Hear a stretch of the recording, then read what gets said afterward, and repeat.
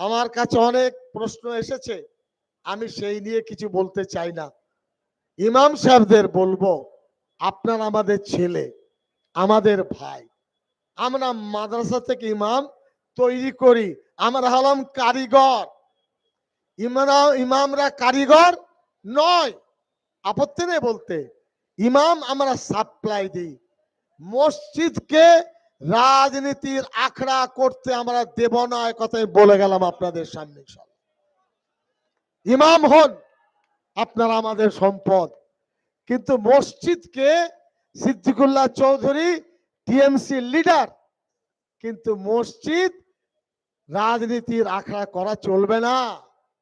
রামকৃষ্ণ মিশনে যান না, বলুন টিএমসি ঝান্ডা লাগাবো, কি বলবে তারা?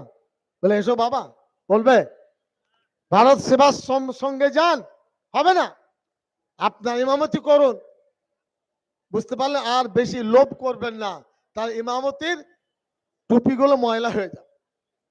আর একটা কথা কি বললাম, ইমামতিটাকে, মসজিদটাকে রাজনৈতিক ভাবে একটা জায়গা করবেন না, সমাজের ক্ষতি হয়ে যাবে, মসজিদের পবিত্রতা নষ্ট হবে।